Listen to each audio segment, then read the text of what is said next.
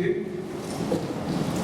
Friends from the UK, friends from the Netherlands, friends from Newcastle. Thank you for inviting us to speak today. I suspect I've been invited because, as an economist from an institution known for its economic analysis, you're looking for some hard facts and figures on the economic value of cycling. I'll say in passing, we have done a lot of work on cycling valuation, transport valuation in general.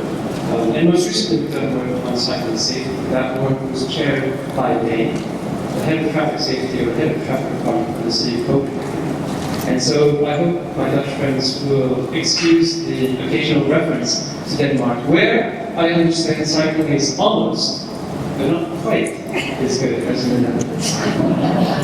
So I'll be speaking about the economic value of cycling.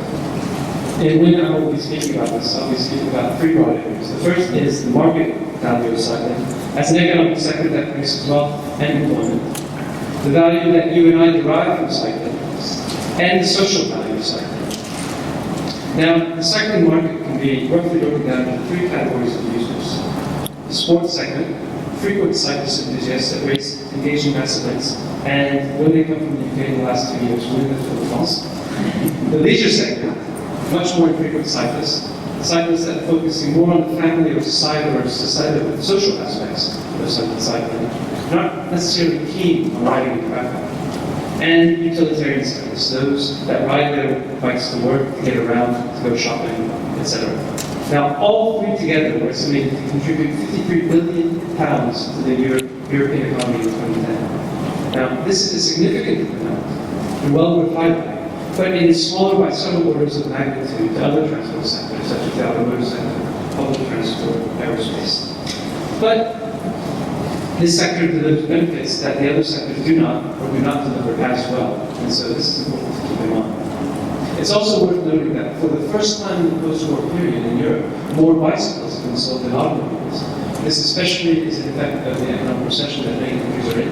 But this is an opportunity, as we heard earlier, an opportunity to capitalize on. Now, in the UK, the London School of Economics has estimated that the UK cycling product is almost £3 billion per year, including £1.5 billion in employment-related benefits, generating about 23,400 cycling-related jobs, and an important amount of tax revenue. Now, I point out again these figures because it is well worth noting that as a sector, cycling contributes both to national and regional economic activity.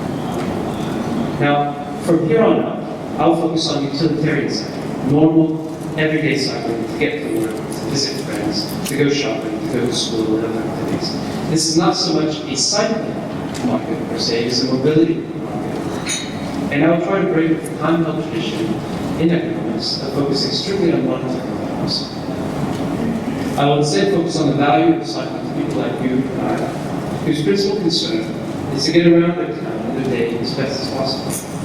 The value of cycling to people like the Lord Mayor and Noble Castro councillors, whose principal concern is to improve the quality of life and economic competitiveness of their city. And so, allow me to take you to Copenhagen at this point. In a city where many people cycle, and where much has been done to promote cycling, what reasons do people give for riding a bike? By far, it is fast, and it is convenient. And these are the most important reasons that we see consistently, not just in Denmark, in the Netherlands, and other countries as well. Environmental reasons, not so much, probably because the environmental effects, especially when you start increasing cycling, are rather small. So cycling is for people who want to go fast, especially over short distances. Now, speed and convenience are not necessarily self-evident reasons that people would ride bicycles, since bicycles achieve much lower top speeds than other modes, and navigating mixed traffic can be quite tricky. But in fact, considering urban cores at peak hours, cycling and car speeds are nearly identical. And that is not even considering the door-to-door travel, which may also include search marketing for motorists. Cycling is relatively fast for short trips, but how many trips are we talking about?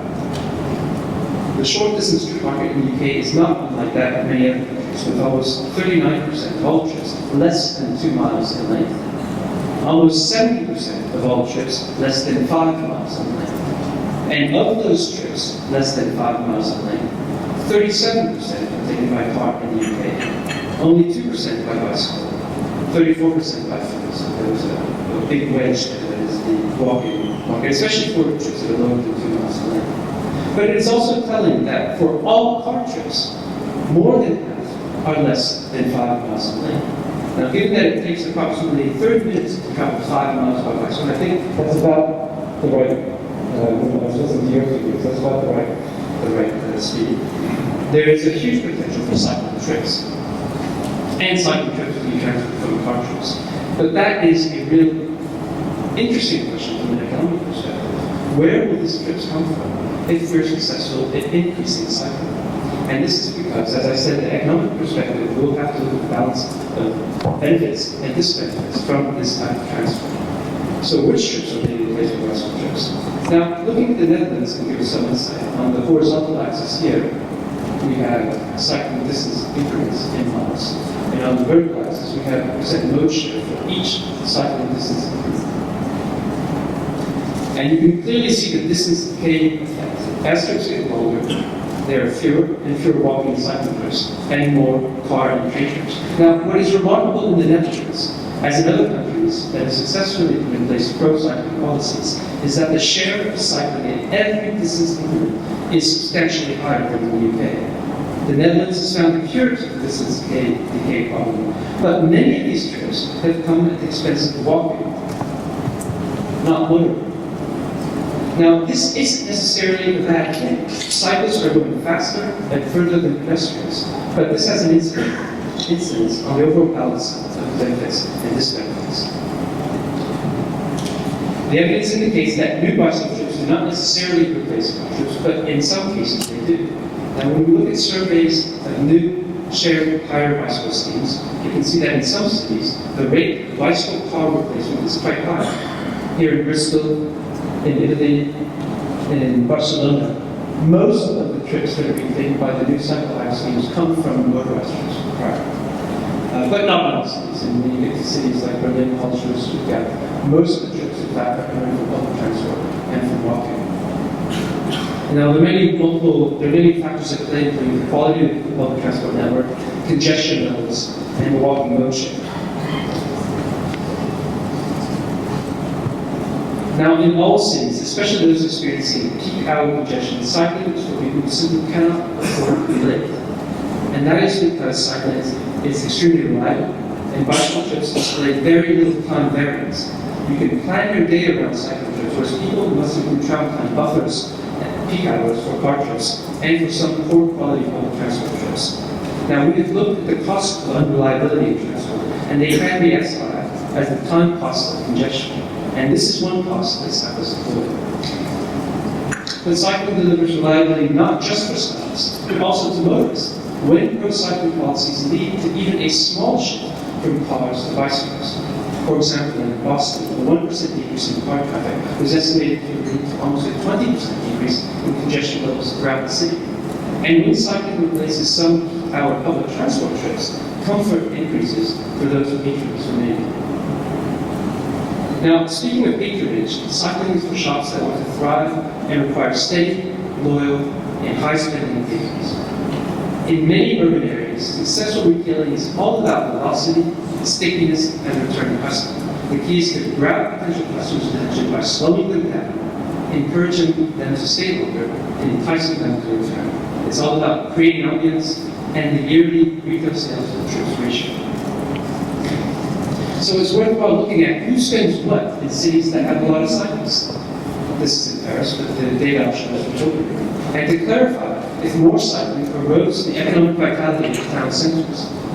The evidence is robust and convergent. Cyclists spend less per hour and per trip, but they return more often, much more often. And because of this, over time, cyclists spend as much or more than motorists. What's more, the evidence indicates that once cycling becomes easy and comfortable, busy neighborhoods are actually the perfect places to swap out automobile parking. And the reason is simple. Cars don't buy things, people do. For example, in Melbourne, Australia, square foot for square foot, bicycle parking is found to be more than 3 times more lucrative than car parking as a use of precious downtown real estate. Cycling is also for people, like many converging in urban centers throughout Europe and North America, who value urban lifestyles and want to have many mobility choices available to them. And these people are part of the urban economy, especially the technology sector. These workers have expectations regarding urban amenities that their employers must take into account if they're trying to attract and retain talent. Ask Jeff Judge, whose employees value Chicago's bicycle network so much that Judge ultimately turned down an acquisition offer from a Boston-based firm, largely because of costs and substandard bicycle facilities. This is what he said. Or ask Tammy Ford, the Denver Chamber of Commerce, who sees bicycle facilities as part of the competitive positioning of Denver trying to attract technology firms. Economic development is linked to cycling infrastructure development. Ask Jay Halliday, Portland, USA-based Viewpoint Construction Software. He recently moved his headquarters away from a motorway exchange to be right on the Portland cycling network. This is what his employees value: easy bicycle access. And they benefit from it as well, because the research shows that regular bicycle commuters are less sick than their counterparts. Bicycling is also good for productivity. And what's more interesting about Viewpoint is that earlier this year, they acquired a local construction software firm for projects based in Summerlin. So I'm curious to see what Halliday will have to say about cycling in Newcastle, possibly in the next few years. Overwhelmingly, when we look at cycling benefit cost exercises, cycling is good for health. We've heard that a lot today, and this may be counterintuitive for some who focus only on the relative crash risk, which, it has to be said, is more elevated for cyclists than for car occupants. 14 times greater per kilometer in the UK, 6 times greater per kilometer in the Netherlands. And there's also the impact factor. There's also the impact of pollution. Those cyclists face lower concentrations than car occupants. They breathe more frequently and more heavily, and thus register more elevated doses of fine particulate matter than car occupants. In fact, in the city of Paris, crashes are only the third health effect. The second most effect, the second largest health effect is a negative effect from exposure to air pollution. But the greatest impact by far is the positive health gain from physical activity for early mortality and morbidity, and across multiple health endpoints like heart disease and diabetes, especially when people start becoming active through cycling.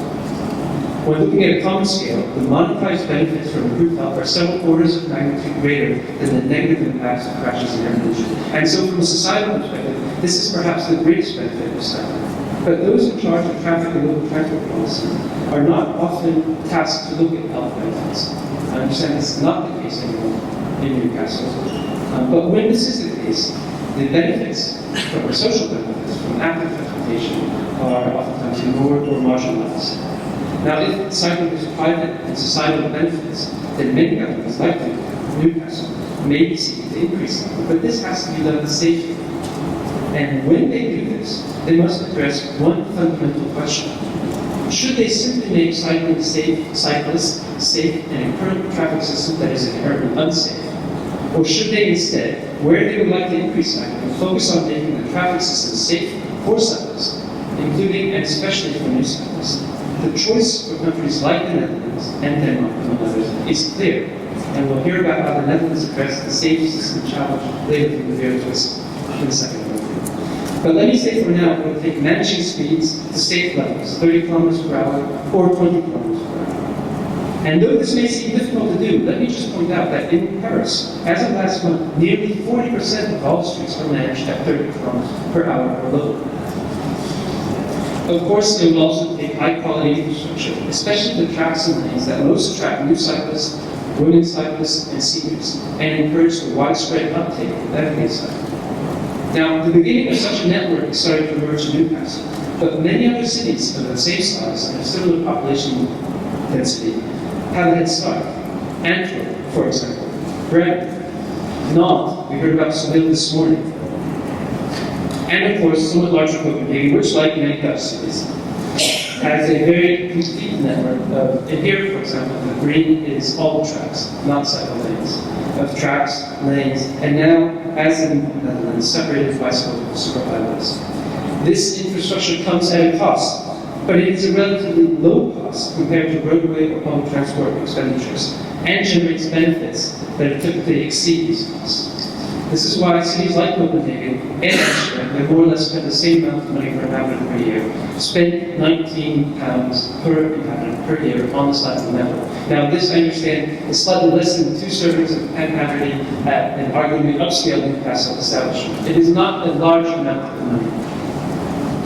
And this spend has delivered high levels of cycling, or in the case of Nantes, and as we've heard in Seville, has led to extremely fast growth of cycling.